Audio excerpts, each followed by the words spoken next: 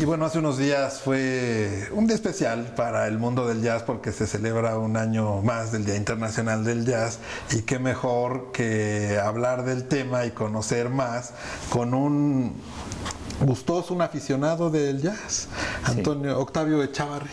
Hola Diego, ¿cómo estás? Muy bien. Gracias por la invitación. Un placer.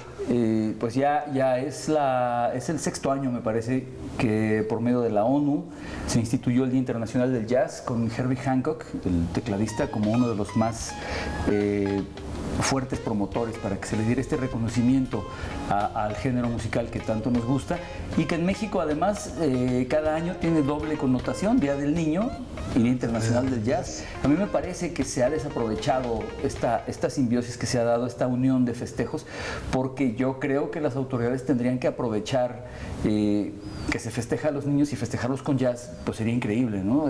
Para nadie es un secreto que la música, cierto tipo de música, y particularmente esta, como el jazz, ayuda a desarrollar algunas capacidades que el cerebro normalmente no desarrolla cuando no se le estimula de una manera adecuada. Y el jazz está comprobado, está comprobado que es un tipo de música que estimula partes del cerebro. Entonces yo creo que si se tomara una iniciativa a nivel gobierno, a nivel institucional, para que estos festejos se unan y efectivamente se pueda acercar el jazz a los niños, creo que vamos a tener mejores ciudadanos. Oye, en este sentido, lo comentábamos hace un momento, conocemos la palabra jazz y medio nos imaginamos, pero como que no hay una idea clara de cómo definir la melodía o cómo medio entenderle al asunto. Bueno, el jazz ha evolucionado. Fíjate que la gente se espanta mucho cuando oye jazz, ¿no? No, es música para conocedores, es música para gente de dinero, es música difícil. Yo creo que cuando la música le pega a la gente en la cabeza o en el corazón, pues es música, y como le quieras poner, es válido. El jazz sí tiene ciertas características que lo hacen especial. Es una estructura musical que no tiene repeticiones como en el pop o el rock, por ejemplo, ¿no? Que es un verso, coro, verso, un solo. Acá la improvisación es una parte importante, aunque no lo es todo. El mismo tema tocado dos veces, incluso consecutivas, por el mismo artista, no suena igual, porque hay mucha libertad. Y el jazz es justamente eso, es música libre, música que permite, y a esto viene un poco lo que te comentaba hace un rato, este desarrollo de algunas partes del cerebro, porque estás en constante actividad y estás imaginando y estás creando en el momento. Wow. Y bueno, también déjame decirte, perdón, sí. ahora se tiene al jazz como esto, ¿no? Como un género para cultos, ¿sí? Pero el jazz nació para bailar en los barrios más pobres y con prostitutas y con negros que venían de trabajar en la pizca y de trabajar en el campo, y en las noches se iban a divertir y a emborracharse y a bailar con las orquestas. Ese es el origen del jazz. Que más adelante lo hayan sacado unos genios del salón de baile para llevarlo al club de jazz y empezar a intelectualizarlo, entre comillas, eso es otra cosa. Pero finalmente el origen del jazz es música popular, un fenómeno que sobre todo en las décadas de los 80 y de los 90 era muy marcado. El jazz era como un género proscrito, ¿no? Era un género, bueno, cuando el regente Uruchurtu cerró todos los grandes lugares de jazz que había a finales de los 60, había muchos lugares y venían personajes como Louis Armstrong y figuras de ese calibre a tocar en lugares como el Rigus y estos clubes de jazz que había muchísimos en la ciudad. De repente paró, algo similar a lo que pasó con el rock después de Avándaro, se hizo a un lado al jazz y se mantuvo sobreviviendo en algunos clubes. En Nueva Orleans había uno que se llamaba El Arcano, y eran muy pocos lugares. Siempre ha habido músicos, pero afortunadamente de unos 10 años o 12 años para acá se ha dado un fenómeno muy positivo, muy agradable, que se ha desarrollado mucho el talento entre los músicos mexicanos. Hay muchísimos músicos jóvenes, muy jóvenes, tocando de manera extraordinaria, y no solo eso, componiendo. Sé que son parte conocedor del tema del Festival de Jazz de Polanco, justamente, ¿no? Así es. ¿De qué se trata? El Festival de Jazz de Polanco es una iniciativa de Eddie Schwartz. Él organizó hace poco más de 20 años en el Teatro Ángela Peralta el Heineken Jazz Festival con esta marca, y fue un éxito, pero no hubo continuidad porque no hubo apoyos. Finalmente, pues se necesita apoyo para poder hacer un festival como tal.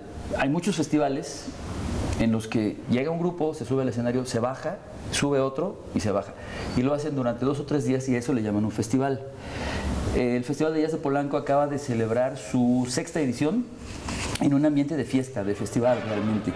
2 días con 6 grupos cada día, pero además con actividades alternas, con un tianguis cultural, un tianguis gastronómico, es decir, 5 horas en las que no estás solamente sentado escuchando jazz, porque al final de cuentas, pues mucho tiempo oyendo mucho de lo mismo también te puedes cansar, ¿no? Echando el trago, supongo, yendo por ahí. Te puedes parar, sí, vas a tomar un trago. Hay cosas, un mercado de comida gourmet y comida artesanal, en fin.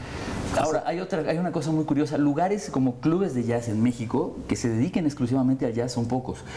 Se da el fenómeno que hay restaurantes o pizzerías o lugares que abren un espacio y permiten a los grupos ir y tocar. Ese es otro fenómeno raro. Por eso usted decía que muchos lugares abren y cierran. Porque de repente el restaurante abre el espacio, pero pues llega un momento en el que seguramente no cumple las expectativas de los músicos o del restaurante, y entonces terminan y abre otro, y así ha sido. Pero de que hay actividad de lunes a domingo, eso es un hecho, ¿eh? Wow, entonces lo interesante sería continuar con esta música, escucharla sin miedo, disfrutarla, que esa es una muy buena respuesta que me das. Muchos se dan el título de conocedores o sabedores de un tema, y aquí el chiste es que te guste y disfrutarlo, ¿no? Sí, yo creo que hay que entrarle sin miedo. No pasa nada. El problema, la particularidad del jazz es esto que te digo, que no se repite, no hay un patrón fijo que se repita. Entonces lo puedes ver desde dos puntos de vista. Conoces algo a lo que no te habías acercado y haces que tu mente se esfuerce en tratar no de entender, de sentir lo que estás escuchando. Aquí no se trata de entender, se trata de sentir. Más allá de que te digan, es que el jazz hay que entenderlo porque las octavas y las cuartas y las medias. Eso es para los músicos y eso es para los expertos. Nosotros, la gente de la calle, la gente de a pie, lo que tenemos que hacer es escuchar y sentir.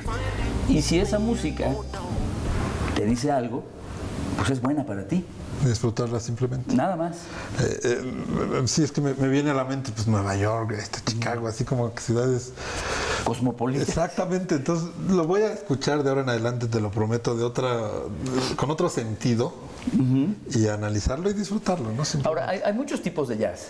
Si tú quieres entrarle al jazz del lado del free jazz, por ejemplo, o del jazz que le llaman avant-garde, pues vas a decir, no le entro, gracias.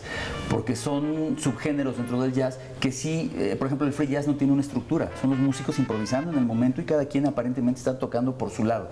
Eso es muy complicado. El bebop, por ejemplo, esto que surge en los años 40 con Charlie Parker a la cabeza, pues también es un jazz que en su momento era muy cerebral, muy, como te decía hace un rato, sacando al jazz del salón de baile para llevarlo al club de jazz, y es tocado a gran velocidad y con una particularidad. Eso pudiera ser una manera de entrarle un poco complicada. Yo sugeriría esto que se llama cool jazz, la música de Dave Brubeck, por ejemplo, el Take Five. Es un tema muy famoso, es un tema muy amable con el cual puedes irte introduciendo al mundo del jazz. Decía Eugenio Toussaint que uno de los discos que él recomendaba era Kind of Blue de Miles Davis, uno de los discos más importantes en la historia.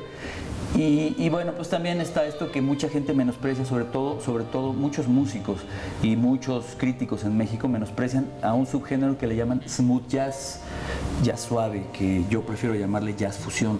Porque esto tiene mucho de soul, tiene mucho de un poco de pop, tiene un poco de rock, tiene funk y obviamente tiene jazz. Y aquí hay grupos conocidos como Spyro Gyra, como Shack Attack, como grupos que han sido programados incluso en estaciones comerciales, como George Benson, por ejemplo, en una época muy comercial, o Al Jarreau, Diana Krall, o bueno, pues ya yéndonos a un extremo muy comercial, Michael Bublé, por ejemplo, ¿no?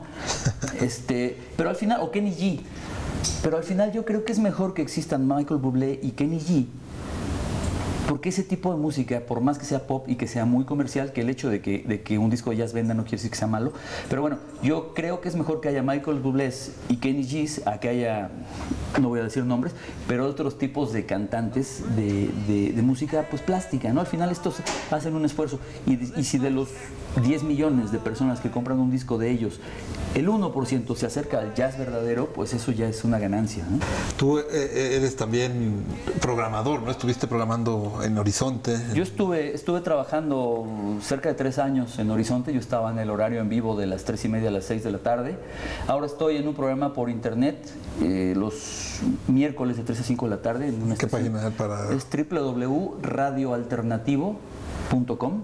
El programa se llama Barra Libre y se llama Barra Libre porque yo tenía una idea, un proyecto de hacer un programa los viernes de las 12 de la noche a las 6 de la mañana en vivo, Wow. que se llamara Barra Libre, y precisamente era Barra Libre porque podías escoger lo que quisieras. Entonces podía sonar Piporro y luego podía sonar Bach y luego podía sonar Rafael y después podía sonar John Coltrane, por ejemplo, ¿no?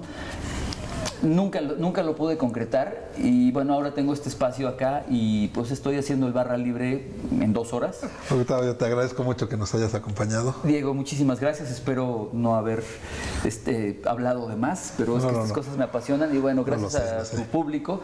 Y yo solo les pido eso, que le den una oportunidad a la música en general, a la música, sobre todo al jazz, y que hay que apoyar al jazz mexicano. Los músicos trabajan, estudian, se preparan, componen, graban. Las disqueras lanzan el material, los clubes y los promotores hacen su esfuerzo para tener un espacio y tener ahí a los músicos. Los medios se abren y nos permiten hablar de esto con ustedes, pero todo este trabajo, el de todos está enfocado a ustedes, al público. Es un ciclo que hay que cerrar y ustedes tienen que cerrarlo. Hay que comprar los discos, hay que ir a los conciertos y hay que apoyar. Perfectísimo, y qué mejor homenaje que estar escuchando jazz, aunque vamos a retirarnos con la canción de Toto, justamente con un video. Bueno, nos vamos con esto, justamente. Gracias. Regresamos.